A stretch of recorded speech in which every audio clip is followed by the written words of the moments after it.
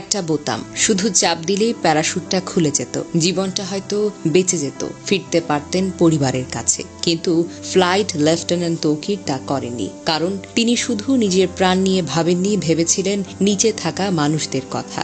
বিমানের emergency system সক্রিয় থাকলেও তিনি সিট ত্যাগ করেননি।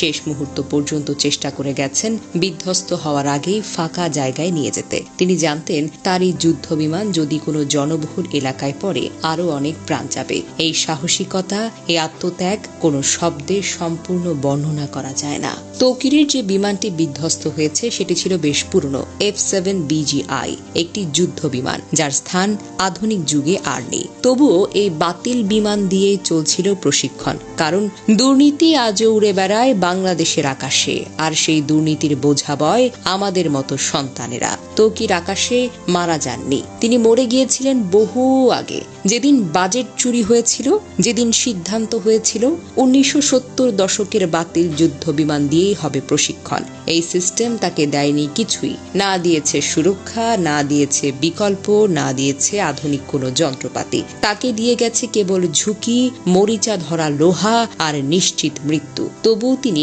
পিছু হটেননি। দেশ, দায়িত্ব আর মানুষ, এসবের কাছে নিজের প্রাণকেও তুচ্ছ মনে করেছিলেন। উত্তরার আকাশে ফ্লাইট লেফটেন্যান্ট তৌকির একা মারা যাননি। এই ভয়াবহ দুর্ঘটনায় আরো অনেক প্রাণ ঝরে গেছে। আমরা গভীরভাবে শোকাহত।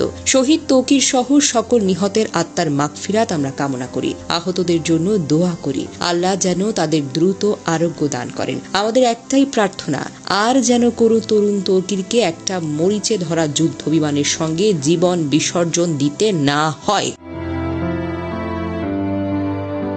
দুর্ঘটনার খবর ছড়িয়ে পড়লে বিকেল থেকে রাজশাহী নগরীর উপশহরের ৩ নম্বর সেক্টরের আশ্রয় নামের ভাড়া বাড়িতে স্থানীয় বাসিন্দা ও স্বজনদের ভিড় করতে দেখা যায়। বাড়ির মালিক আতিকুর ইসলাম বলেন, ফ্লাইট লেফটেন্যান্ট তৌকির ইসলামের মা বাবা ও বোন জামাই ঢাকার উদ্দেশ্যে রওনা হওয়ার আগে তার মৃত্যুর খবর জানতেন না। পরিবারের সদস্যরা জানতেন সাগর জীবিত ও চিকিৎসাধীন রয়েছেন। তৌকির ইসলামের বড় চাচা মতিউর রহমান বলেন, ঢাকায় রওনা হওয়ার আগে তৌকিরের বাবা মাকে নিহতের খবর জানানো হয়নি। গত বছর তৌকির ইসলাম বিয়ে করেছেন। চলতি বছরের ফেব্রুয়ারি মাসে বিয়ের আনুষ্ঠানিকতা সম্পন্ন করেন। তার স্ত্রী ঢাকার ব্র্যাক ইউনিভার্সিটির একজন শিক্ষক। প্রসঙ্গত, সোমবার দুপুর 1টার পর রাজধানীর উত্তরার দুর্ঘটনায় পরে বাংলাদেশের বিমান বাহিনীর একটি প্রশিক্ষণ বিমান।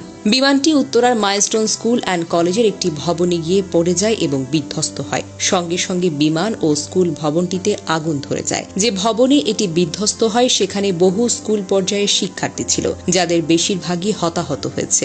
দুর্ঘটনার পরপর উদ্ধার অভিযান শুরু করে ফায়ার সার্ভিস।